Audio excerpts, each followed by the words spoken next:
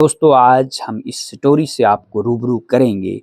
हमने आपको बताया था कि जम्मू कश्मीर के अंदर जो अनएम्प्लॉयड यूथ का डेटा है, उस डेटे के अंदर हमने आपको पहली स्टोरी बताई थी जब से असेंबली बजट सेशन खत्म हुआ है।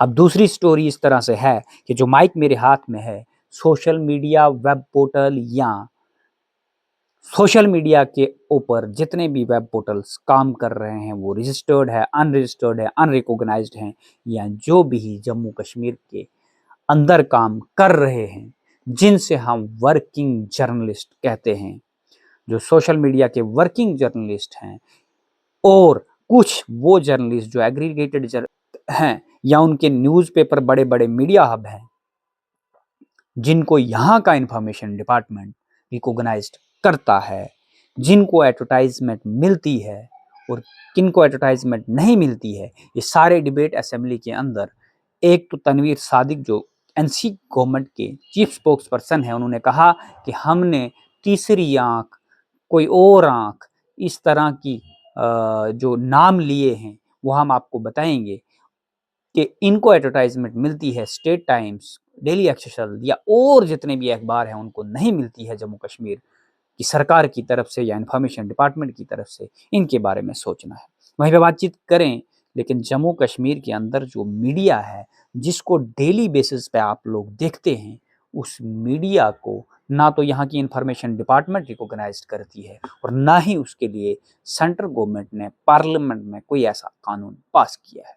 वेब पोर्टल की एलिजिबिलिटी क्राइटेरिया सिर्फ ये है कि आपको एक अपना वेबसाइट डोमेन और उस डोमेन के अंदर आपका सोशल मीडिया के जितने लिंक्स हैं वो होने चाहिए, एक जिंदा डोमेन और अपनी वेबसाइट होनी चाहिए। उसके बाद अगर आप बात करें कि आपकी रिकॉग्नाइजेशन या किसी इंफॉर्मेशन ब्रॉडकास्टिंग इंफॉर्मेशन के साथ कोई अथोराइजेशन, आपको कुछ भी नहीं मिल रही है। लेकिन वहीं पे बात करें ई पेपर, आज दुनिया ई पेपर पढ़ रही है। प्रिंटिंग प्रेस का ज़माना ख़त्म हो रहा है। प्रिंटिंग ज़रूर हो रही है, लेकिन प्रिंटिंग प्रेस आज अखबार पढ़ना, the Hindu, times of India या बड़े-बड़े अखबार, उन अखबारों को भी ई पेपर के ही ज़रिया प्लेटफॉर्म पे पढ़ा जा रहा है। वहीं जम्मू कश्मीर असेंबली के अंदर इस पे डिबेट तब उठी जब आरएस पठानिया बीजेपी के एमएलए ने ये सवाल उठाया कि मीडिया वाले गलत खबर चलाते हैं। वही गुरेजी साहब ने पकड़ लिया, वहीं पे किसी और ने भी पकड़ लिया कि मैं कोर्ट में भी गया तो भी बंदा पकड़ा नहीं गया, ये सोशल मीडिया हैंडलों पे।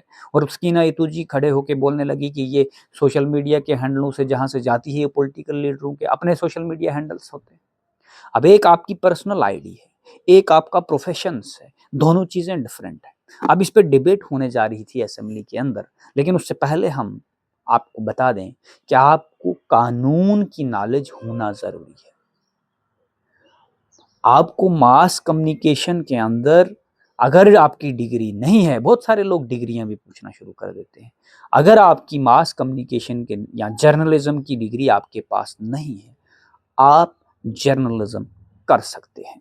ऐसा कोई कानून नहीं है कि जिसके अंदर आपको जर्नलिज्म की ही डिग्री होनी चाहिए। आपका एलिजिबिलिटी क्राइटेरिया ग्रेजुएशन है।